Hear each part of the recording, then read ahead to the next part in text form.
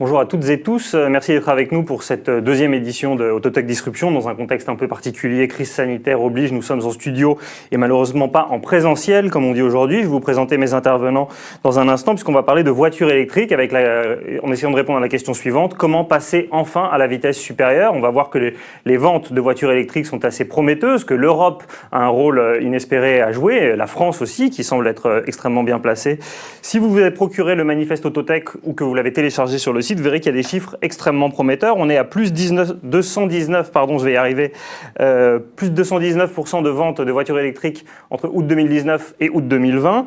La France occupe le premier rang sur le marché européen des voitures électriques et 39 000 nouvelles bornes de recharge ont été posées en France au 1er septembre 2020. Tout ceci sont plutôt des bonnes nouvelles. Je vais demander tout de suite ce qu'ils en pensent à nos intervenants. On va peut-être faire d'abord un petit premier tour de table en vous demandant de vous présenter. On est d'abord avec Lise Remarque. Bonjour. Vous êtes directrice marketing Seat et Cupra pour Volkswagen Group. Est-ce que vous pouvez nous dire quelques mots? Alors, on n'a pas besoin de présenter le groupe Volkswagen, mais peut-être quelques mots sur votre activité électrique? Oui, bien sûr. Alors, je suis Lise Remarque, directrice marketing de ces deux jolies marques à l'intérieur du groupe Volkswagen. Notre activité est en plein essor sur les véhicules électriques et électrifiés au sens large. Et pour les marques Seat et Cupra, j'ai la chance de pouvoir présenter une gamme identifiée avec évidemment la mi-électrique, toute une gamme de véhicules mild hybride et plug-in hybride également, et également une gamme de micro-mobilité avec des produits 100% électriques, des trottinettes et des scooters.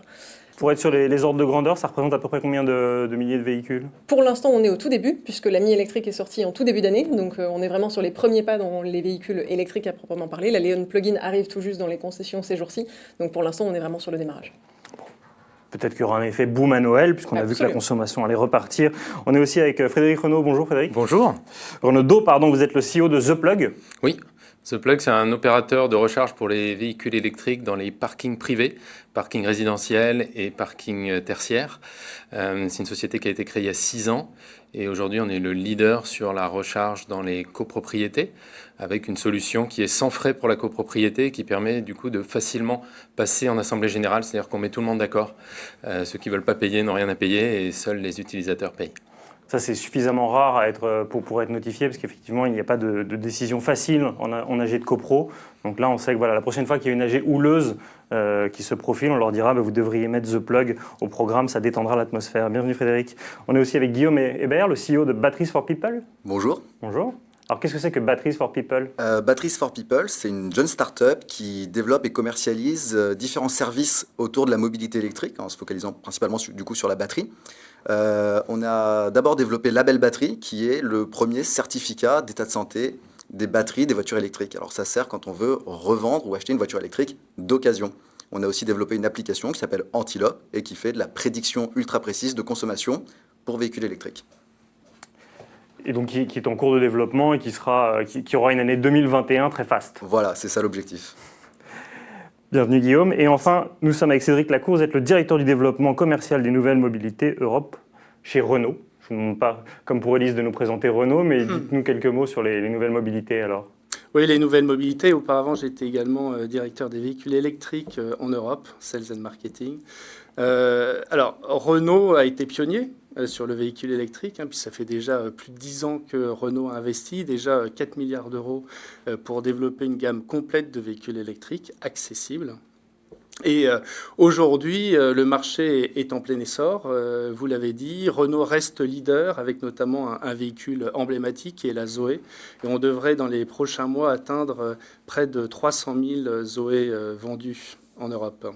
Alors, Renault, c'est pas que des voitures. On continue à investir sur des voitures pour élargir, couvrir un plus grand scope de marché.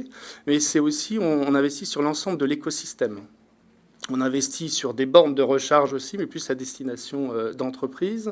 On investit dans le V2G, donc le véhicule to grid. Donc c'est la capacité d'utiliser la batterie de votre véhicule pour alimenter votre maison lorsque vous rentrez le soir notamment et qu'il y a un pic de consommation. Et puis on investit aussi dans les nouvelles mobilités, un vrai axe de développement, les nouvelles mobilités, donc le car sharing électrique. On va peut-être commencer avec, si vous voulez bien, avec un petit point de tendance. Je vais Continuer avec vous, Cédric. 2020, crise sanitaire non prévue, le monde à l'arrêt pendant plusieurs mois. Pour le grand public, quand on écoutait la radio, on avait l'impression que l'industrie de l'automobile était finie, puisqu'on nous parlait de moins 80, moins 90% de commandes. En réalité, ça c'était un temps T, qui était le temps du confinement. On est 6 mois après. Où en est-on notamment sur la question de l'électrique? Parce qu'on a beaucoup entendu parler que le monde d'après ne devrait pas ressembler à celui d'avant et qu'en tout cas, dans les mots, il y avait une vraie aspiration à quelque chose de plus vert. Alors vous avez tout à fait raison. Si on regarde à fin août ou fin septembre en Europe, globalement, le marché total, qui est essentiellement thermique, baisse de 30%. Voilà. Et pendant ce temps-là, l'électrique, le pur électrique, augmente de 50% par rapport à l'année dernière. Donc il y a quand même une tendance de fond. Et il y a bien sûr une accélération très forte depuis juin, où les gouvernements ont suivi la demande finalement des clients de switcher en électrique en augmentant énormément les bonus écologiques. Donc la France est passée à 7 000 euros de bonus, et ça c'est vraiment un déclencheur. L'Allemagne, qui était aux alentours de 4 000, 4 500 euros, est passée à quasiment 10 000 euros. Et ça c'est un vrai élément déclencheur pour accélérer. Donc, pour moi, la transition énergétique est en marche, je dirais même qu'elle est irréversible. Il y a 10 ans, bien sûr, on était à 0% de véhicules électriques. Aujourd'hui, le poids de l'électrique en Europe, c'est 4%. Il y a la plupart des pays, le UK, l'Allemagne, la Suisse, l'Autriche, qui sont aux alentours de 4%. La France est à 5% de véhicules purement électriques. Et la Norvège, elle est à 40% de véhicules électriques. Et si on rajoute les hybrides, les plug-in hybrides, on est à 70%. On reviendra tout à l'heure sur le miracle norvégien, mais pour vous comprendre d'un mot, il ne faut pas voir un frémissement ou une petite accélération. Elle est encore invisible aux yeux du grand public, mais 2020, c'est l'année du boom de l'électrique, quoi, pour vous. Ah oui, pour nous, c'est vraiment le boom. L'année dernière, on était plutôt à 2%. Là, on est à 4%. Et ce qu'on voit, c'est que dans 2 ans, on sera déjà à 10%. Donc la question, c'est plus si... Est-ce que l'électrique a de l'avenir? Mais c'est plutôt, aujourd'hui, à quelle vitesse l'électrique va remplacer le thermique. Est-ce que c'est 2030, 2040? Mais ça va aller très vite. Bon, c'est plutôt une bonne nouvelle. Élise, on a entendu Cédric parler de 10 000 euros d'incitation du côté de nos voisins allemands. Alors évidemment, Volkswagen, ça a dû faire du bien à sa activité. Vous partagez l'optimisme de votre camarade de chez Renault? Oui, bien sûr. C'est une tendance de fond, l'électrification des gammes automobiles de manière globale et effectivement l'électrification des parcs et de l'utilisation des consommateurs, non seulement par le pur électrique, mais aussi par les véhicules électrifiés de manière globale avec les hybridations qui existent par ailleurs. On observe d'ailleurs des tendances qui sont très intéressantes sur les derniers mois, puisque au niveau ne serait-ce que France, les mois de juin à septembre représentent 21%, plus de 21% de nouvelles énergies dans les immatriculations de voitures neuves, ce qui est quand même colossal. On était à peine à 10% sur l'année 2019 complète, dont la moitié effectivement en électrique, donc, et l'autre moitié en hybridation diverses. Donc c'est effectivement une grosse tendance de fond qui évidemment est encouragée par les incitations fiscales des différents pays en Europe et un peu partout dans le monde, mais aussi par les différentes normes qui sont mises en place pour inciter les constructeurs à aller vers effectivement des réductions de CO2 assez fortes. Et effectivement, l'électrification des gammes répond parfaitement à cette tendance-là. Alors si tous les véhicules demain sont électriques, c'est plutôt une bonne nouvelle, mais il va falloir que les infrastructures suivent. Frédéric, j'ose espérer que vous aussi, vous avez connu une année faste et record en termes d'installation, sinon ça ne va pas. Oui, absolument. On est sur des records d'installation et ça se confirme. On bat les records encore sur septembre, par exemple. Et la tendance, je dirais, ne fait que commencer. Donc effectivement, on sent que les Français s'équipent. Les immeubles en particulier commencent à beaucoup s'équiper, alors qu'au départ, on a beaucoup commencé par des véhicules électriques qui se trouvaient en périphérie de ville, parce que c'est là que c'était plus simple de les recharger, lorsqu'on est en pavillon, par exemple. Mais aujourd'hui, en centre-ville, dans les immeubles, on a beaucoup d'immeubles qui s'équipent. Alors je sais qu'à la base, vous étiez une start-up française, mais vous avez tendance à vous internationaliser. Et ce qui aurait tendance à mettre tout le monde d'accord, c'est effectivement que c'est une année très très forte pour l'électrique. Vous avez ouvert des bureaux dans d'autres pays d'Europe. Oui, on est en train de se développer effectivement sur d'autres pays, notamment Espagne, Belgique, Portugal et bientôt Suisse également. Voilà, donc... Un rythme d'ouverture relativement soutenu. Absolument. Ouais. Et en France aussi, on maille davantage le territoire. On installait déjà sur toute la France, mais on a maintenant des équipes qui sont au plus près de nos clients, des syndics de copropriété, notamment à Lyon, en région PACA, à Bordeaux, bientôt à Toulouse, etc. Et donc, là encore, qu'on comprenne bien, en termes d'indice tendanciel, 2020 ne ressemble à aucune autre année. C'est-à-dire que ce n'est pas une accélération pour vous, c'est vraiment une envolée. C'est vraiment une envolée. Les ventes de véhicules électriques, vous le disiez, sont à 5% à peu près du marché. Mais si on ajoute les hybrides rechargeables, donc toutes celles qui ont besoin de prise, et Renault d'ailleurs est aussi bien placé, puisque je voyais qu'en septembre, le Captur était numéro 1 et la Zoé numéro 1 sur l'électrique. Le Captur hybride rechargeable était numéro 1 en hybride rechargeable. Donc ça se porte aussi très bien. Et au total, ça fait près de 10%, près de 9% des ventes. Donc c'est vraiment, c'est du jamais vu. On était à 2-3% péniblement, et puis là, d'un coup, on est passé à 10%. Justement, Cédric, laquelle des deux est la plus grosse locomotive? C'est l'hybride rechargeable ou c'est l'électrique tout court alors? Je pense qu'on est plutôt à moitié-moitié, hein, globalement. Il y a bien sûr l'hybride et le plug-in hybride qui s'est développé plus vite que l'électrique. Hein, et là, maintenant, il y a une accélération. Après, c'est une question d'autonomie de batterie et de taille de véhicule. Donc, si aujourd'hui, vous avez besoin, pour un premier véhicule, un véhicule assez gros pour faire 600-700 km et aller donc en voyage, vous avez besoin plutôt d'un hybride ou plug-in hybride. Voilà. Mais en effet, dans 2-3 ans, lorsque on aura des batteries permettant de faire 600 ou 700 km sur des véhicules plus gros, l'électrique reprendra du poids aussi dans ces segments de marché. Oui, pour l'instant, l'électrique, l'hybride rechargeable, c'est pas le même usage. Il n'y a pas une locomotive plus forte que l'autre. C'est vraiment, pour l'instant, deux cibles différentes. Et donc, les deux tirent vraiment à l'électrification de la flotte. Sur l'année 2020, moi, je partage complètement ce qui a été dit. Hein. Je trouve que l'année 2020, c'est vraiment une charnière par rapport à ce qu'il y avait avant, par rapport à ce qu'il y aura demain. Il y a une sorte d'alignement des planètes entre, le discours politique, médiatique. On voit vraiment que l'électrique prend une place très importante dans le projet de société. Il y a deux, les constructeurs qui ont développé une gamme de véhicules électriques extrêmement large, de véhicules hybrides rechargeables aussi extrêmement large, donc il y en a pour tout le monde. Et trois, il y a beaucoup d'acteurs, de start-up, d'entreprises qui se créent pour adapter ce secteur de l'automobile aux nouveaux besoins qui vont émerger avec la voiture électrique. Mais alors Guillaume, vous qui avez lancé votre dispositif de Batteries for People avec le label batterie il y a 6 mois, donc à peu près pendant le confinement ou juste à la sortie, je ne sais pas exactement. Juste avant. Juste avant. C'est le sens du timing. Voilà, toujours. Bon, en tout cas, vous avez des effets évidemment positifs depuis la sortie. Et en même temps, est-ce que vous constatez déjà beaucoup de reventes de véhicules électriques ou est-ce que ce n'est pas forcément dans ce cas-là qu'on fait appel à vos services? Alors, si notre certificat label batterie adresse vraiment la question de la revente d'occasion d'un véhicule électrique.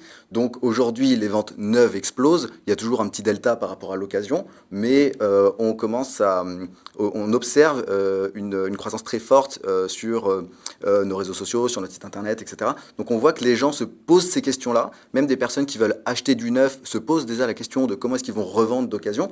Et donc on sent bien que même dans l'essor du neuf, on a besoin aujourd'hui d'outils qui existent pour rassurer sur la capacité à revendre d'occasion. Et c'est ça l'intérêt du certificat qu'on a développé justement. Et c'est quoi les principales angoisses des consommateurs quand ils viennent vous voir? Ils sont persuadés que leur batterie est déjà obsolète ou qu'elle aura une capacité de revente assez faible? Voilà, il y a un vrai doute sur la valeur résiduelle des voitures électriques. En fait, si vous voulez, c'est assez acquis pour tout le monde que la batterie est un objet assez complexe qui va se détériorer un petit peu quand même avec l'âge. On l'a tous vécu avec nos téléphones portables. On a tous remarqué qu'au bout de 2-3 ans, on tenait plus trop la charge, etc. Et donc, on projette un petit peu cette peur-là sur une voiture électrique. À tort et à raison. À tort, parce que c'est pas du tout les mêmes objets. Une batterie de voiture électrique est quand même beaucoup plus complexe. Il y a beaucoup plus de recherche derrière. Mais c'est quand même vrai que les batteries perdent en performance. Et ça peut faire peur. On se dit, attendez, j'achète une voiture électrique aujourd'hui assez chère. Combien? Est-ce que je vais pouvoir la revendre demain? Et donc, nous, on répond à cette question en disant, il n'y a pas vraiment de souci avec le vieillissement des batteries, ce n'est pas un problème en soi. Ce qui est problématique, c'est de ne pas le maîtriser, c'est-à-dire d'être capable de vendre ou d'acheter une voiture électrique d'occasion dont on ne connaît pas l'état de santé de la batterie. Parce que y a des usages très différents et donc chaque autonomie correspond à un usage et donc à une valeur et donc peut trouver son client sur le marché de l'occasion. Et donc vous, votre label, c'est une sorte de certificat, de garantie en disant que voilà, post-transaction, si jamais la batterie venait à avoir une autonomie qui n'était pas celle qui était prévue, on pourrait se retourner contre vous, mais évidemment, ça n'arrive pas. C'est-à-dire que nous, notre certificat dit l'état de la batterie et l'autonomie associée. Donc la question, en fait, est tout de suite donnée avec transparence au moment de la transaction. Alors, puisqu'on est, pour une fois, ça fait plaisir quand même d'être sur une table ronde où il y a beaucoup de bonnes nouvelles, parce que je ne sais pas si vous avez vu, mais l'actu de ces dernières semaines n'est pas toujours joyeuse. Parmi ce qui pourrait empêcher la voiture électrique de décoller complètement, on dit qu'il y a les infrastructures et les équipements en borne, notamment de la part des villes. On a vu beaucoup de reportages post-confinement sur les copropriétés qui ne sont pas équipées. Frédéric, c'est un peu votre marché. Est-ce que vous avez l'impression que tout le monde a pris conscience de l'ampleur du changement que ça va être ? Oui, je pense que maintenant on en a conscience. C'est vrai qu'au début, quand j'ai créé The Plug, j'entendais ah mais non, c'est pas possible, on va pas équiper tous les immeubles. Vous imaginez, c'est impensable. Et en fait, c'est ce qui est en train de se produire. Et on le fait tous les jours, et on en fait des dizaines, des centaines. On a aujourd'hui plus de 3000 copropriétés qui ont validé notre système en assemblée générale, et ça s'équipe. Voilà, les copropriétés s'équipent massivement. C'est vrai que sur la voie publique, il y a aussi un effort à faire. Il y a beaucoup de bornes de recharge plutôt, par nombre de véhicules électriques en fait, parce que on citait le chiffre de 38 000 bornes. Ça, c'est uniquement les bornes publiques. Il y a au moins 200 000 bornes, on estime, bornes privées, que ce soit dans les entreprises ou au domicile. Mais malgré tout, c'est surtout sur les bornes de charge rapide où là, il y a un peu un manque, notamment en déplacement. Surtout qu'à un moment, il y en avait davantage sur les autoroutes, certaines ont été fermées. Donc là, on est un peu dans un creux de vague. Il y a beaucoup d'acteurs qui ont des projets pour en rajouter, mais on attend avec impatience ces arrivées de nouvelles bornes. Comme toute cette histoire, c'est une course de vitesse. Je vous regarde, je me dis, il a raison, il faut que j'aille voir ma copro et que je fasse équiper mon immeuble. Il faut compter combien de temps et c'est de quel ordre de budget ? Alors, avec un système comme The Plug, par exemple, il faut simplement passer en assemblée générale une fois. Donc, il faut s'inscrire pour la prochaine assemblée générale. Il faut demander à ce que le sujet soit mis à l'ordre du jour par le syndic, ce qui normalement doit être le cas, d'ailleurs, s'il y a une obligation théorique. Et ensuite, une fois que c'est validé en assemblée générale, voilà, l'installation se fait en quelques semaines. Voilà. Mais ce qui est long, c'est surtout le délai de passage en assemblée générale. Mais il suffit de le prévoir une fois et après, c'est fait. Élise, sur les petits freins qui pourraient exister, alors peut-être que vous avez des idées sur les bornes de recharge qui ne vont pas assez vite, puisque évidemment en tant que constructeur vous êtes impacté, mais il y a aussi la question de la revente des véhicules, de la fluidité de ce nouveau marché. Est-ce que vous avez l'impression, vous avez entendu ce qu'a dit Guillaume sur les doutes sur les batteries, est-ce que pour vous c'est ça le gros caillou dans la chaussure de l'électrique pour l'avenir ? Alors sur les infrastructures, c'est certain, c'est une peur générale qu'on entend un peu partout, dans la presse, de la part des consommateurs, qui se posent les questions de savoir est-ce que j'aurai l'autonomie suffisante pour pouvoir aller au bout de mon trajet, et donc est-ce que ça correspond à mon mode de vie ? Donc ça, c'est effectivement une crainte qui est légitime de la part du consommateur. C'est vrai que l'infrastructure est une vraie réponse, on en est tous convaincus, et je pense que tous les constructeurs sont aujourd'hui engagés dans le développement de ces infrastructures, via le groupe Volkswagen, notamment sur la partie des superchargeurs qui doivent équiper effectivement les lignes d'autoroute et donc les voies rapides. On travaille sur le réseau Ionity en consortium avec d'autres constructeurs pour développer effectivement un réseau de superchargeurs sur les autoroutes au niveau européen, mais donc notamment au niveau français, qui devrait atteindre une centaine de superchargeurs dans les prochaines années. L'infrastructure, c'est un vrai point, c'est certain. Maintenant, c'est un développement, il y a des réponses qui existent et on vient de le prouver. Je pense que dans les freins qu'il peut y avoir de manière globale au développement de l'électrique en général, il y a plusieurs choses. Il y a d'abord l'offre des constructeurs. Il fallait déjà que l'offre se densifie. On est en plein dedans. Là, pour le coup, on observe un boom global de l'offre pure électrique, mais aussi électrifiée avec les hybridations diverses. Dans les hybridations, on a longtemps entendu parler d'un constructeur japonais qui n'est pas présent aujourd'hui, mais qui a effectivement beaucoup travaillé sur le sujet. Renault, effectivement, a été précurseur sur la partie pure électrique, avec notamment la Zoé et avec d'autres produits qui arrivent aujourd'hui. Le groupe Volkswagen est très engagé aussi dessus. On entend des constructeurs comme Tesla. Enfin, l'offre est en train de se densifier de manière extrêmement forte. Et d'ailleurs, si vous écoutez un petit peu la radio en ce moment, vous entendez uniquement des offres sur l'hybride, sur les offres du moment du mois d'octobre. Donc pour les publicités, vous voulez dire ? Pour la partie pub. Donc c'est comme quoi l'offre est en fait en train de venir répondre à une vraie tendance de fond de la société. Après, il y a un point aussi sur lequel nous, constructeurs, devons travailler, et je pense qu'on y travaille, et on est de bons représentants pour en parler aujourd'hui dans la salle, sur l'accessibilité de ces produits. Parce que c'est vrai que les produits électriques, pendant très longtemps, ont été chers, parce que la recherche était nécessaire, parce que les batteries venaient de loin ou étaient effectivement chères à développer et à produire. Aujourd'hui, je pense que les constructeurs permettent de proposer des offres qui sont accessibles. Évidemment, les incentives fiscaux aident. Quand on a un bonus gouvernemental de 7 000 ou 6 000 euros, ça aide évidemment évidemment à pouvoir se payer une voiture électrique. Ça joue fortement dans la balance, mais c'est vrai qu'il faut que la recherche aide à faire diminuer le prix de ces batteries, puisqu'aujourd'hui, une voiture électrique, elle commence aux alentours de 20 000 €. C'est le cas dans nos offres respectives. En tout cas, pour la Mi électrique, c'est le cas. Malgré tout, la moyenne de prix d'un véhicule électrique aujourd'hui reste assez chère et tout le monde ne peut pas se l'offrir. Donc c'est vrai que la partie revente des véhicules d'occasion est une vraie réponse sur le sujet. Il y a aussi le rétrofit pour une certaine activité qui peut apporter une réponse sur le sujet. Mais c'est sûr que l'offre doit se développer. La partie accessibilité doit être effectivement un point clé. Et évidemment, les encouragements fiscaux, si on doit continuer à pousser dans ce sens-là, doivent rester importants et incitatifs pour continuer à développer l'offre. Cédric, vous partagez avec quand même l'idée que, dans ce que dit Élise, évidemment, ils sont plus chers, mais il y a quand même des dégrèvements fiscaux importants. On a aussi beaucoup parlé d'une autonomie qui était extrêmement limitée. Au fond, on a l'impression que souvent les consommateurs sont avant tout mal informés par rapport à la nouvelle réalité de l'électrique et que peut-être dans les petits freins persistants, il y a aussi un peu d'évangélisation laïque, évidemment, à faire auprès du grand public. Oui, vous avez raison, mais je partage tout à fait. Quand on était seul, entre guillemets, il y a 10 ans, c'était quand même très compliqué. Puis on avait beau mettre beaucoup de budget en communication, en publicité. On n'a pas le même poids qu'aujourd'hui, tous les constructeurs qui font finalement le mois d'octobre, on a l'impression que c'est le mois de l'électrique, quoi. Tout le monde communique sur l'électrique, sur l'hybride, sur le plug-in hybride. Donc nous travaillons aussi bien sûr à développer des véhicules moins chers. On lance là finalement cette année 2 nouveaux modèles, la Twingo électrique, qui coûte 10 000 € moins cher qu'une Zoé, donc déjà beaucoup plus accessible. Et puis la Dacia Spring, qu'on lancera aussi d'ici la fin de l'année, qui sera à moins de 20 000 €. Donc clairement, on va dans ce sens de véhicules moins chers. Après, il y a une histoire aussi sur le coût.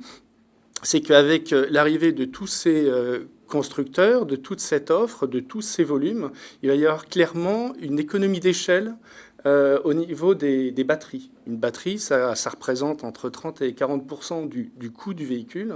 Donc à partir du moment où vous réduisez fortement le prix de la batterie, vous allez aussi baisser le coût du véhicule. Ou alors, ce qu'on va réussir à faire, je pense, avec le temps, c'est maintenir à peu près les mêmes prix, mais avec beaucoup plus d'autonomie. Vous croyez à l'Airbus de la batterie, c'est un peu le marronnier journalistique à chaque fois. Et là, on a vu qu'il y avait un plan de relance européen très concerté, très important. Ça pourrait venir dès l'année prochaine, par exemple. On sait qu'Ursula von der Leyen, elle est très attachée à une relance verte. L'Airbus de la batterie, ça en ferait partie, non ?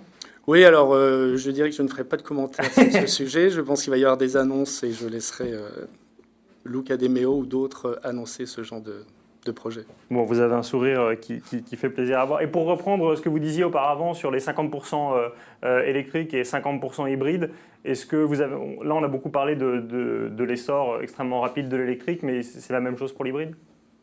Ah oui, alors oui, tout à fait. Hein. Et puis l'hybride, c'est aussi une question d'offre. Hein. Donc, c'est vrai que la Clio est lancée en hybride, le Capture en plug-in hybride, la Mégane, donc aussi en plug-in hybride. Donc, on développe. Et puis, il y aura d'autres annonces les années prochaines. Ouais. Et c'est très intéressant pour compléter, effectivement, l'hybride, en fait, c'est plusieurs technologies. Il y a effectivement de la micro-hybridation qu'on peut trouver chez certains constructeurs, notamment japonais, chez nous également. De l'hybridation un peu classique, là, pour le coup, Toyota en est le fer de lance sans vouloir les citer et leur faire la pub. Et effectivement, l'hybride rechargeable qui aujourd'hui est la tendance de fond qui se développe et qui permet d'apporter à peu près une 50aine de kilomètres d'autonomie, entre 50 et 60 en fonction des constructeurs, sur un trajet full électrique au quotidien, mais avec la sécurité, en tout cas pour faire écho aux freins dont on parlait tout à l'heure, de pouvoir rouler aussi en thermique sur un trajet plus long et de ne pas avoir du coup la crainte de devoir se recharger de manière trop longue sur l'autoroute ou de ne pas trouver la borne adéquate pour se recharger et tomber en panne au milieu de nulle part. Donc beaucoup de choses qui se développent. Aujourd'hui, quand on regarde les immatriculations des 3 derniers mois, on est effectivement à peu près moitié-moitié entre les hybrides et les électriques, en tout cas en France, c'est pas forcément le cas partout, avec effectivement un très gros essor, notamment de la partie hybride rechargeable qui se développe de manière extrêmement forte, en parallèle effectivement du tout électrique de l'autre côté. Donc effectivement, une offre qui doit se généraliser et qui va effectivement permettre de rester accessible dans le temps et qui doit permettre d'avoir une vraie réponse consommateur, puisque si on regarde aujourd'hui dans les freins toujours, il y a aussi cette crainte de se dire j'aurai jamais assez d'autonomie pour assurer mon trajet quotidien. Sauf qu'un Français moyen aujourd'hui, il assure 43 km de trajet quotidien en voiture. 43 km, au final, avec une voiture même plug-in hybride qui fait à peu près 50 km d'autonomie, on est largement couvert. Donc les trajets du quotidien peuvent tout à fait être assurés par un véhicule électrifié, quel qu'il soit, en tout électrique. Et sur les électriques classiques, on est plutôt sur 400 km d'autonomie, c'est ça? Selon les modèles, on va partir de micro-citadines qui sont, pour la mi-électrique par exemple, à 260 km d'autonomie. On va ensuite monter sur des beaucoup plus gros modèles avec des batteries qui sont développées sur des modèles qui vont atteindre 600 km d'autonomie. Et évidemment, les autonomies vont se rallonger dans le temps, mais l'offre est assez variée aussi en fonction de l'usage et du budget de la personne qui souhaite acquérir le véhicule. Mais à 600 km, on couvre quand même l'écrasante majorité des besoins, notamment professionnels. Oui, quelques grandes oui. vacances qui ne sont pas assouvies, mais encore. Oui, 600 km, ça permet de toute façon de prendre l'autoroute et de s'arrêter en milieu de chemin et de se recharger rapidement. Donc ça, c'est pas un problème. Il faut différencier les véhicules plutôt citadines, les véhicules urbains, qui finalement n'ont pas besoin de beaucoup plus que 300-400 km, puisqu'une charge par semaine, c'est largement suffisant. Et puis les autres qui, là, en effet, en général, pour aller en voyage, on a aussi besoin d'un véhicule un peu plus grand pour mettre les bagages. Donc c'est vrai qu'il y a un frein sur le stress de l'autonomie. Est-ce que je vais tomber en panne? Voilà. Mais c'est un faux vrai frein. C'est plus psychologique parce que finalement, c'est vrai qu'un client, on va dire thermique, lui, il a l'habitude d'aller faire le plein, ça va lui prendre 5 minutes. Ok, donc il dit ça, et je veux la même chose pour l'électrique. Non, c'est pas la même chose. Déjà, c'est pas forcément 5 minutes quand il va faire le plein, parce qu'il va peut-être mettre 15 minutes, parce qu'il y aura un peu la queue à la pompe. Puis finalement, il va peut-être mettre 30 ou 40 minutes, parce qu'il va être obligé d'aller spécifiquement à la station-service pour faire le plein.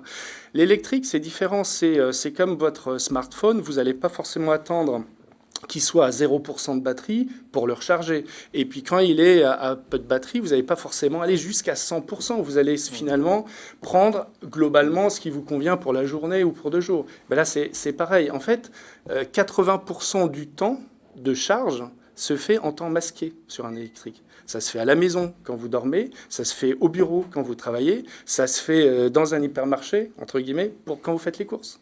Nouvel usage et donc évidemment nouveau mode de charge. Guillaume, vous qui êtes un spécialiste des batteries, vous confirmez que c'est pas ça qui risque de poser problème pour l'essor de l'électrique dans les années à venir? Moi, je confirme que c'est pas le plus gros problème. Enfin, on en fait un gros problème, alors que franchement, en effet, on l'a dit, hein, 90% des trajets se font, c'est du domicile-travail, ça fait 40 km.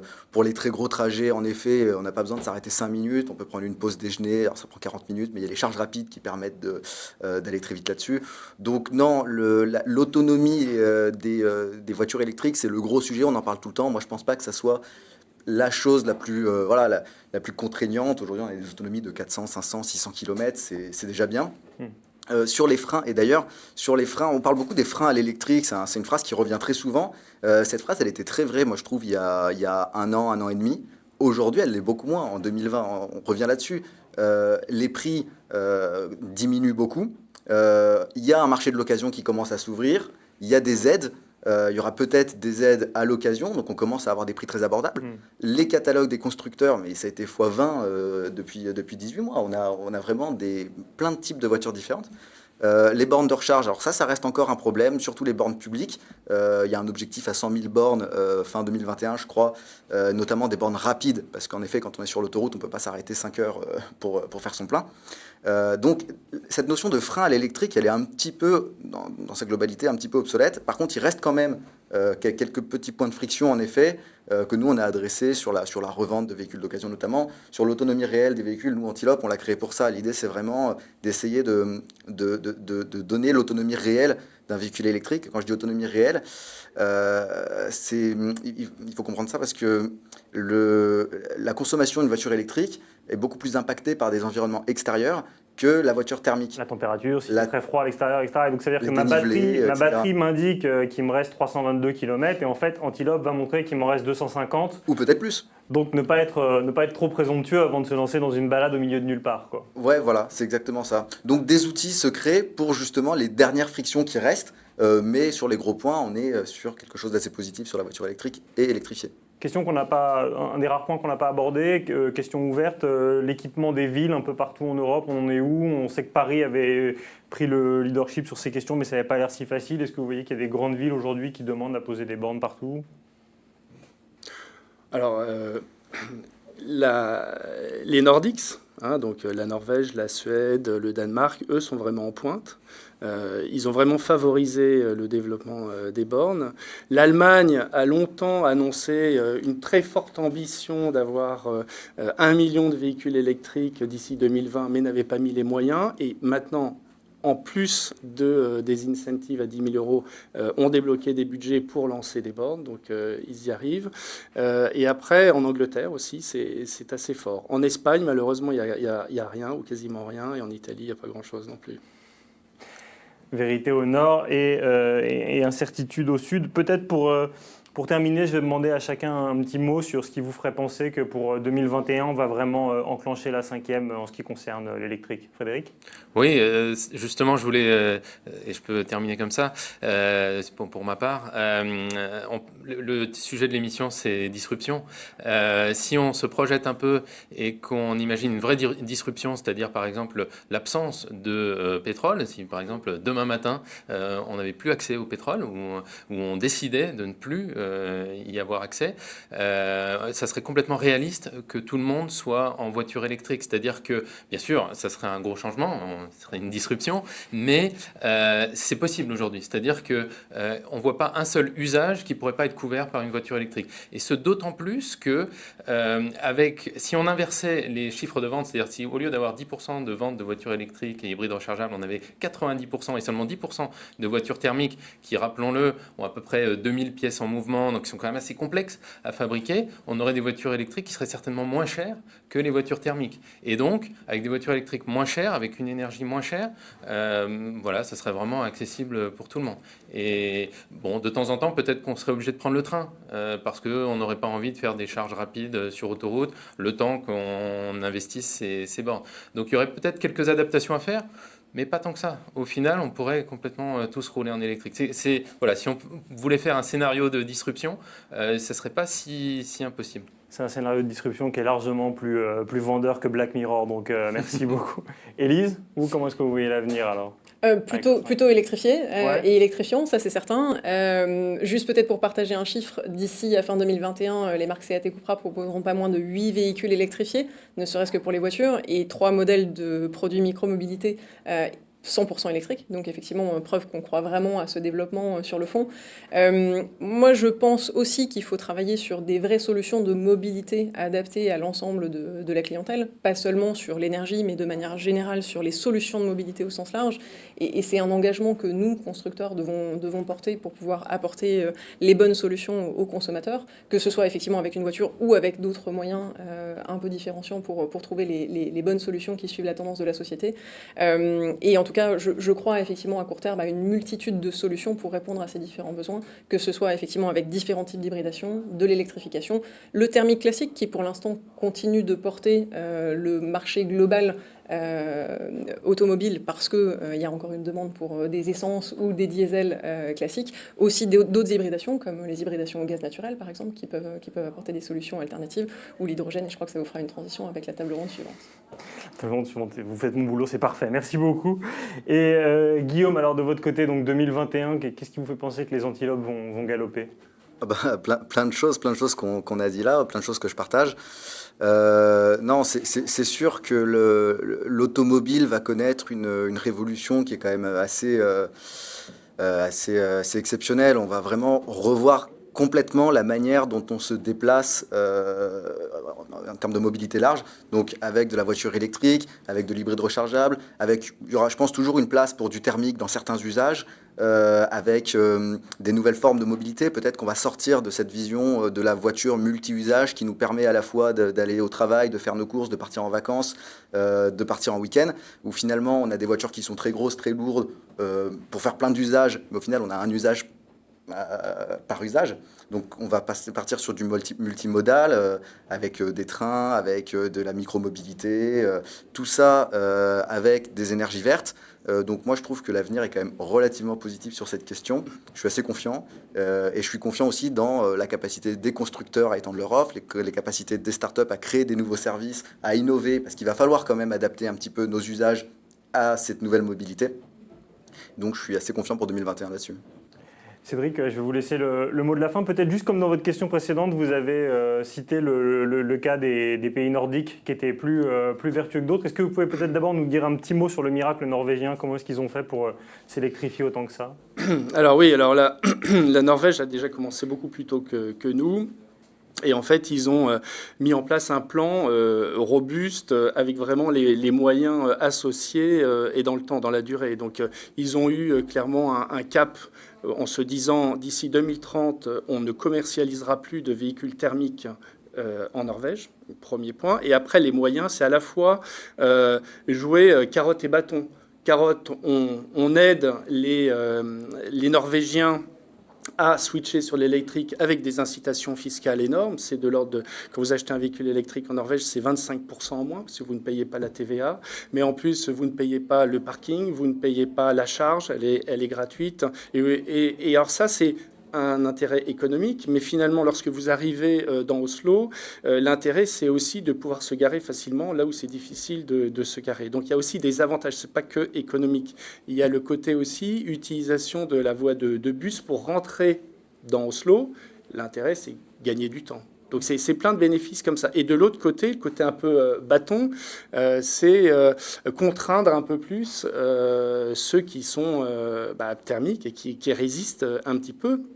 Ça a commencé par ils ont mis une zone à faible émission, donc bien sûr, seuls les moins polluants pouvaient rentrer. Ensuite, ils ont commencé à faire payer un péage aux thermiques pour rentrer dans la ville, 8 € par jour. On appelle un peu la même chose à Londres. Et puis maintenant, ça devient des zones zéro émission. Et donc, il n'y a que les véhicules électriques qui peuvent rentrer.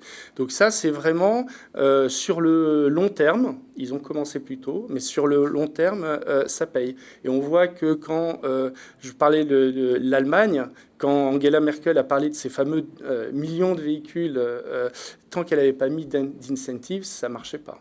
Okay, et le stop and go ne fonctionne pas non plus.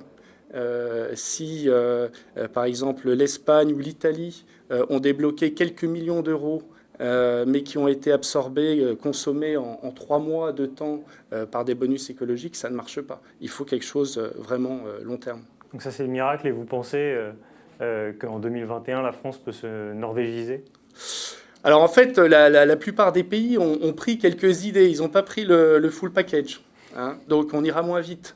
Mais déjà, le fait d'être comme ça, de plus en plus de villes prennent des zéro emission zones, commencent à contraindre les véhicules thermiques. Donc ça va dans le bon sens. Ce qui est aussi très intéressant, puisqu'aujourd'hui on est sollicité beaucoup par les villes, c'est le car sharing électrique, l'autopartage. Parce qu'en fait, aujourd'hui, avec la très forte urbanisation, les villes se retrouvent avec de plus en plus d'habitants, de plus en plus de voitures, de plus en plus d'embouteillages, de plus en plus de pollution. Et le car sharing est finalement un superbe outil pour les villes pour réduire le nombre de véhicules particuliers. Vous avez, si vous mettez par exemple 3000 véhicules en autopartage dans Paris, rapidement, vous allez avoir 30 000 personnes parisiens qui vont abandonner leur véhicule parce qu'ils vont bien comprendre que c'est un vrai complément du transport public et que finalement ça va coûter beaucoup moins cher. Donc il y a un vrai intérêt pour les villes à pousser le car sharing électrique. Et nous, en tant que constructeurs automobiles, non seulement on fait des véhicules adaptés au car sharing que l'on vend à différents opérateurs de car sharing, mais aussi on s'est lancé dans les opérations. Donc on a deux opérations, une opération free floating avec Zity, où on est présent à Madrid et à Paris, où on a 1200 Zoé qui tournent, 400 000 clients, et puis Renault Mobility, qui est une franchise à travers notre concession notre réseau de concessions, qui là va mettre plutôt 10, 20, 30 véhicules dans des stations, et les clients pourront là louer plutôt à l'heure, alors que Zity, on va plutôt louer à la minute. Et si vous voulez, on pourrait durer des heures, mais si vous voulez, sur Zity, vous allez payer 25 à 30 centimes la minute, ce qui veut dire que vous allez payer un trajet 8, 10, 12 euros, par exemple, moins cher qu'un taxi. Et finalement, tout est digital. Donc, vous regardez sur votre application, vous sélectionnez votre véhicule, vous ouvrez le véhicule avec l'application, et à la fin, lorsque vous vous garez sur une place payante ou pas, que vous ne payez pas, puisque c'est compris dans le prix des 25 à 30 centimes. Finalement, c'est aussi avec votre téléphone que vous fermez. Donc c'est quelque chose d'extrêmement simple et qui va vraiment pousser aussi les véhicules électriques et en même temps retirer de la circulation des véhicules thermiques. Bon, bah écoutez, merci beaucoup à tous les quatre. En tout cas, c'était extrêmement rassérénant de vous avoir parce que ce que j'ai compris de nos échanges, c'est que la révolution électrique, elle n'a pas fait de bruit, mais elle a déjà eu lieu, elle est en marche. Et il y a beaucoup plus de véhicules, il y a beaucoup plus d'offres, beaucoup plus de recharges, donc il n'y a plus qu'à en 2021, tous en électrique. Merci beaucoup à tous les quatre, merci à vous qui nous avez suivis. Vous ne bougez pas, dans un instant, on va parler d'hydrogène. Merci. Merci beaucoup. Vous recevez qui pour l'hydrogène Air Liquide.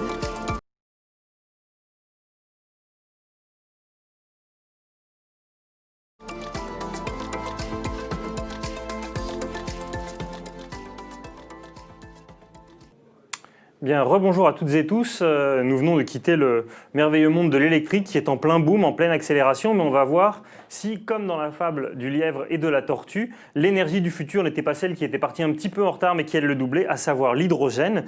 Et pour répondre à la question l'hydrogène est-elle l'énergie du futur, je suis avec Cécilia Fouvry-Renzi et Mathieu Gardy. Bonjour à tous les deux. Bonjour. Bonjour. Cécilia, vous êtes directrice des activités hydrogène, cluster non-Covid, cluster Europe Sud-Ouest chez Air Liquide. Alors Air Liquide est assez connu, c'est le champion français de l'hydrogène, mais est-ce que vous pouvez nous présenter un petit peu mieux ces activités? Oui, bien sûr. Donc Air Liquide est leader mondial dans les gaz industriels. Elle travaille depuis presque 50 ans sur l'hydrogène.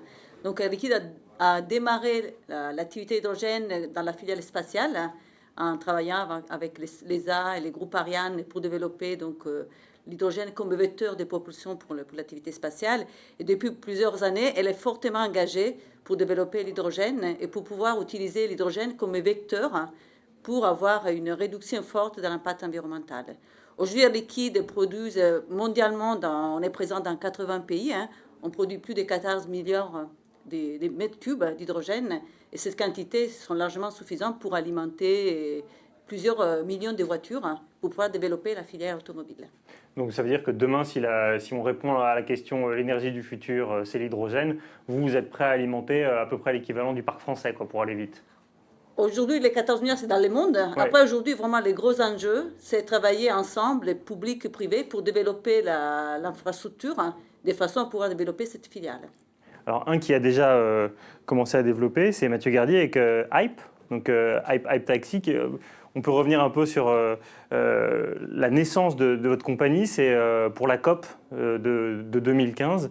C'était quoi votre idée à ce moment-là? Exactement. Alors, on a lancé la flotte le 7 décembre 2015 pendant la COP21 en partenariat avec Air Liquide, qui est partenaire et actionnaire minoritaire du projet depuis ce lancement-là. Et le projet vient d'un peu plus loin. L'idée était dès 2009 de trouver une solution pour que des flottes dites incontournables comme les taxis ou les VTC maintenant puissent continuer à opérer dans des villes comme Paris, mais en arrêtant de polluer. Donc avec une motorisation zéro émission à l'échappement, donc 100% électrique. Et on a essayé de lancer ce projet sur l'électrique à batterie de 2009 à 2014, sans y arriver pour tout un tas de raisons. 2014, il y a eu des premiers véhicules de série ou de petite série à hydrogène. On a pivoté sur l'hydrogène. J'étais voir des gens chez Air Liquide qui ont tout de suite trouvé l'intérêt de développer comme ça de la mobilité hydrogène directement sur un usage pertinent. Ça veut dire qu'ils vous ont accompagné quand il y avait quelques véhicules, quoi. C'était sur les doigts d'une main ou les doigts de deux mains. On a lancé la flotte avec 5 premiers véhicules. Et donc Air Liquide était devenu actionnaire minoritaire de la société que j'avais créée. Et ces 5 premiers véhicules en 2015, c'était déjà la plus grosse flotte du monde. Donc pour répondre un peu à votre question, l'hydrogène est forcément une des énergies de l'avenir, j'en suis convaincu. Après, c'est vrai qu'on est un petit peu en retard par rapport à la batterie sur la mobilité, mais avec une capacité d'accélération qui est tout à fait intéressante. Justement, c'est ça qui est intéressant, c'est non pas là où vous en êtes, mais là où vous pourriez aller. 5 véhicules il y a quelques années, aujourd'hui, Hype Taxi, c'est... Aujourd'hui, on a une centaine de véhicules et on a une prochaine marche qui est importante, donc on communique surtout sur le fait qu'on va avoir 600 véhicules très rapidement dans les mois qui viennent. Et ça n'est que la première phase qui est nécessaire pour enclencher la suite. La suite, c'est être capable d'adresser ce marché dans sa globalité et de façon facile et rapide. Le marché en question, c'est 50 000 véhicules sur la région parisienne, 20 000 taxis, 30 000 VTC. Donc si on imagine, ce qui est notre objectif, avoir une conversion de 20% de ce marché à horizon, par exemple les JO 2024, ce qui est un bon milestone, ça fait 10 000 véhicules. Et on va retrouver ces volumes de flotte en nombre de taxis de type 50 000, 100 000 dans toutes les grandes capitales du monde qui aujourd'hui cherchent une solution pour que ces flottes arrêtent de polluer. Et c'est là que l'hydrogène est directement pertinent. Donc c'est ça, donc passer de 5 à 10 000, ça fait quand même un coef x 2000, c'est quand même plus que respectable. Il faut beaucoup de choses, il faut de l'énergie, il faut des véhicules, etc. Mais c'est une solution qui, de mon point de vue, permet d'être un petit peu autoréalisatrice et justement d'accompagner le déploiement et l'accélération de la filière. Comment est-ce que vous avez vécu l'année 2020 ? On en a parlé. L'électrique, ils nous ont dit, voilà, la révolution de l'électrique est advenue, vous ne l'avez pas entendue, mais elle est là.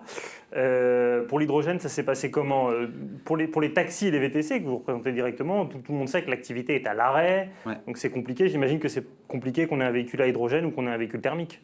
Exactement, donc là on a un problème, on va dire, qui est ponctuel à l'échelle de ce dont on parle, qui est le frein ou l'arrêt de l'activité sous l'effet de la crise Covid, de la crise sanitaire, ce qui va effectivement modifier beaucoup de choses, beaucoup d'habitudes, y compris dans le domaine de la mobilité et des transports. Pour autant, il restera dans les villes des véhicules qui font cet usage de transporter quelqu'un d'un point A à un point B, et pour l'instant avec un chauffeur. Donc ça s'appelle le taxi, ça s'appelle le VTC.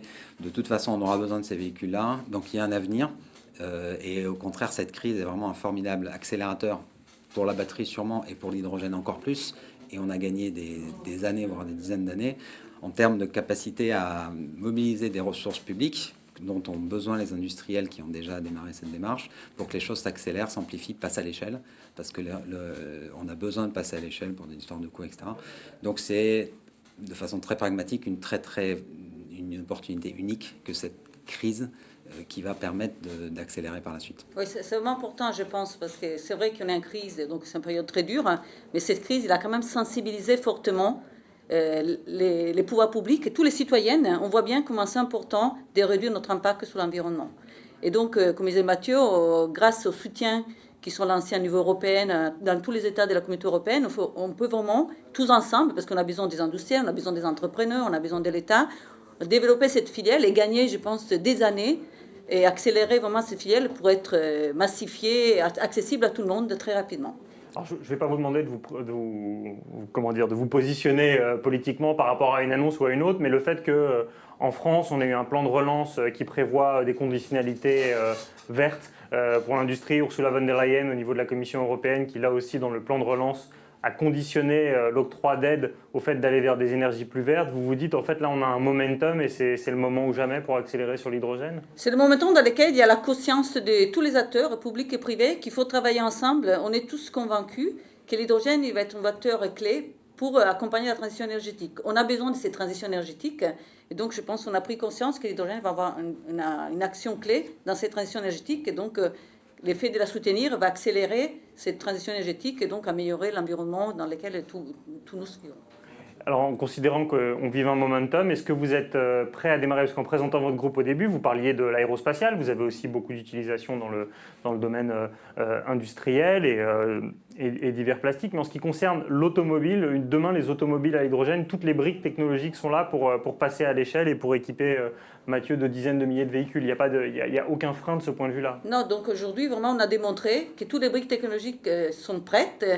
Donc on est prêt, il faut vraiment massifier, démultiplier l'utilisation pour pouvoir des prix accessibles à tout le monde. Mais il n'y a pas des enjeux techno, tous les technos ils sont prêts à être exploités. Mathieu, d'ici 2024, qu'est-ce qui pourrait faire que vous n'atteigniez pas, si on était un peu pessimiste, votre objectif d'une flotte de 10 000 ? Est-ce que c'est le fait que la France ne soit pas dotée de Tesla ? Honnêtement, plein de choses.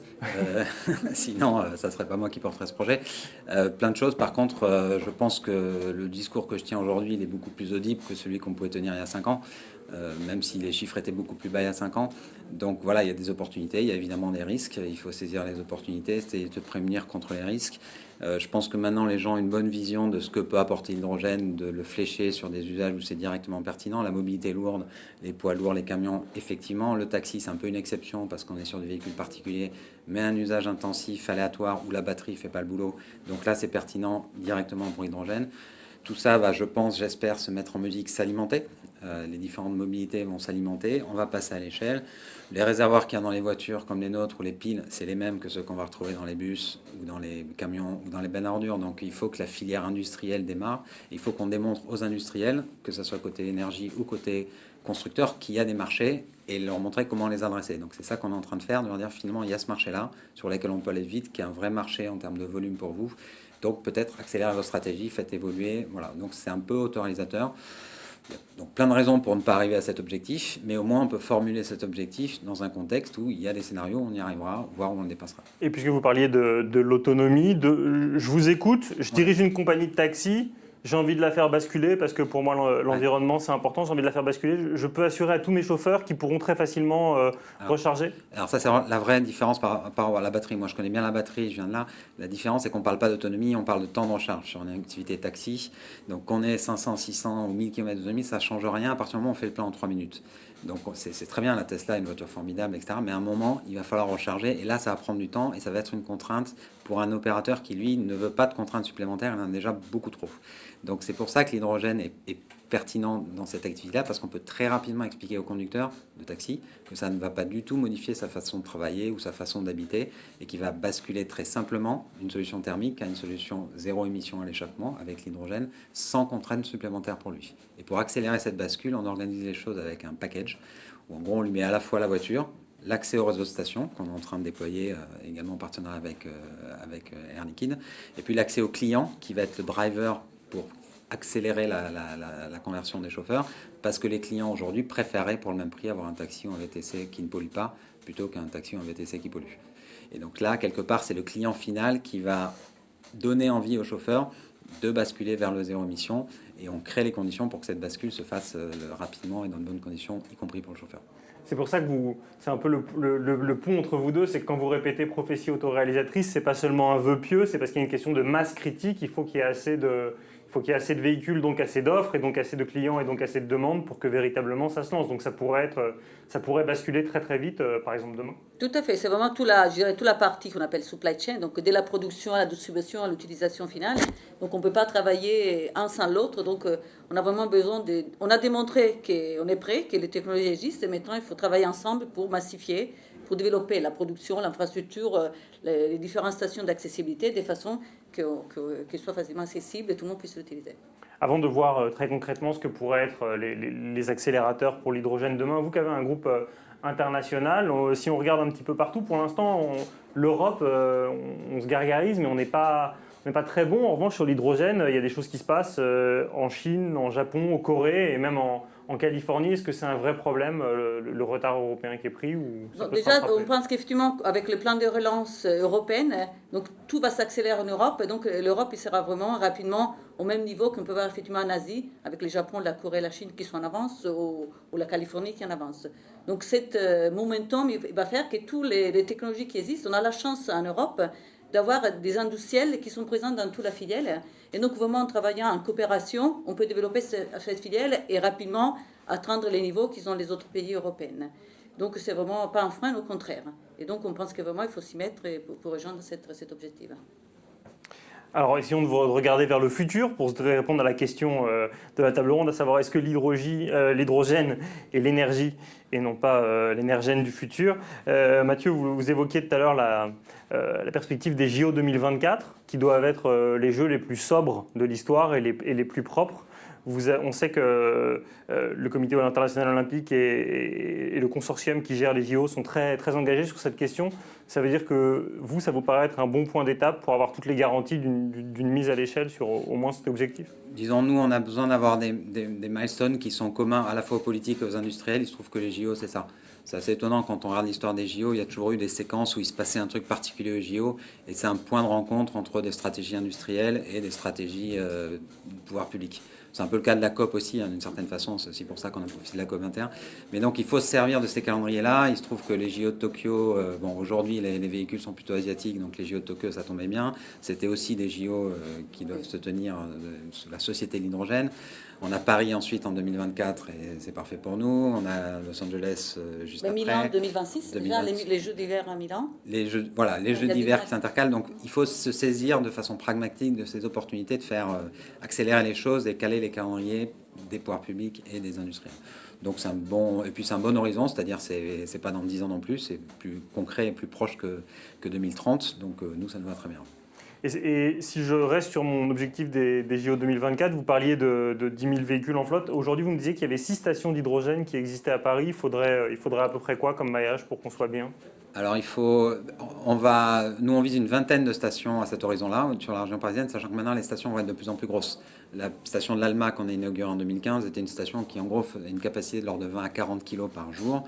Les stations suivantes qui ont été développées par Air Liquide sur les aéroports, notamment Orly-Roissy, étaient des 200 kg jour. Donc on avait déjà fait x10, entre x5 et x10. Les prochaines stations qu'on fait vont être plutôt des stations 500 kg ou 1 tonne jour. Donc c'est pas tellement le nombre de stations, c'est surtout la capacité de chaque station.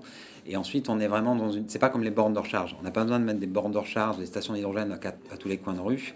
On va aller à la station comme on fait le plein. Aujourd'hui, on va faire le plein au supermarché, ou je sais pas où. Enfin, on est prêt à faire quelques kilomètres pour aller faire le plein et on sera aussi dans cette démarche à hydrogène. Donc voilà, donc ça va déjà faire un réseau suffisant sur lequel on va aussi pouvoir accueillir les autres mobilités, les véhicules utilitaires, les bus, et puis ultimement les particuliers, le jour où ça deviendra abordable, y compris pour les particuliers.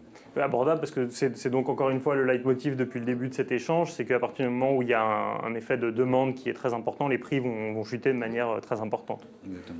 Cécilia, vous suivez les JO, pour vous aussi, c'est un objectif, parce qu'évidemment, il y aura les VTC et les taxis, mais le gros des participants, des spectateurs, ils seront déplacés en transport en commun. Et comme on est beaucoup dans le French bashing, on n'aime pas s'encourager, mais la RATP, avec son plan Bus 2025, a lancé le projet, je crois, européen, en tout cas le plus ambitieux en ce qui concerne des transports propres. Il y a notamment un volet hydrogène, donc vous aussi, vous visez 2024 comme un... Nous, je pense 2024, déjà Tokyo, parce que Tokyo, effectivement, ça va être déjà un événement hydrogène. Tokyo 2020 qui aura lieu en 2021. Voilà, 2021. C'est logique. 2024, c'est vraiment, je pense, une occasion de communiquer et donc de démontrer que l'hydrogène est accessible, qu'il est facilement utilisable, qu'on a tout prêt pour le pouvoir déployer. Donc, c'est vraiment un événement de communication. Et donc, tout type d'événement qui soit lié à l'hydrogène, ça va permettre à la filière de se développer. On en a parlé un petit peu avant, et puis vous en avez parlé avec Ursula von der Leyen. Est-ce que, puisque vous évoquiez les Jeux de Milan, on peut se dire que, puisque les gens qui nous font face, les industriels qui nous font face ont vraiment des moyens financiers colossaux, ce serait le coup, dans la table ronde précédente sur l'électrique, on parlait de l'Airbus des batteries. Est-ce qu'il faut envisager des coopérations européennes pour faire avancer l'hydrogène ? C'est le cas parce qu'aujourd'hui, il y a vraiment des plans de relance européennes qui après sont déployés dans chacun État. Mais aujourd'hui, il y a vraiment une volonté forte de toute la communauté européenne de travailler ensemble dans la filière. Et on voit bien qu'il y a pas mal de projets qui s'appellent l'IPCEI, c'est vraiment les projets importants pour l'Europe, dans lesquels on pousse tous les pays, tous les acteurs industriels, publics, entrepreneurs à travailler ensemble à niveau européen pour développer la filière. Et l'Europe, elle a vraiment la volonté forte d'être autonome sur la filière d'hydrogène dans toute la partie, que ce soit sur la partie production d'hydrogène, mais aussi sur la partie véhicule, donc fabrication des réservoirs, fabrication des piles à combustible, fabrication de toute la filière.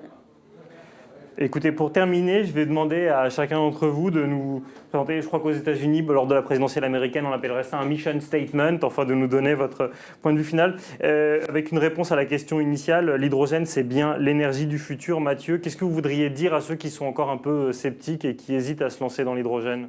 Je dis l'hydrogène est une des énergies du futur. Alors déjà, ce n'est pas une énergie, c'est un vecteur énergétique. Mais je pense on va démontrer de plus en plus que ça fait vraiment partie des solutions, et pas ultimement, mais à court terme et à moyen terme. Donc, on est convaincu que l'hydrogène va avoir un rôle clé de la transition énergétique, et donc il faut vraiment développer comme source d'énergie, que ce soit sur tout ce qui est transport, donc la voiture, les poids lourds, et après aussi dans tout ce qui est utilisation énergétique quotidienne, de façon à vraiment améliorer notre environnement dans lequel nous vivons. Merci beaucoup tous les deux. En plus d'être venus parler après nos amis sur le panel électrique, ça montre que le monde de l'après-pétrole, il se prépare très largement, très activement. Merci infiniment et puis à très bientôt. Merci à vous qui nous avez suivis. Vous pouvez nous retrouver demain. Voilà, et demain, on parlera de véhicules autonomes en espérant évidemment qu'ils soient conduits avec de l'hydrogène ou de l'électricité. Merci à toutes et tous. Merci. Merci beaucoup. Merci.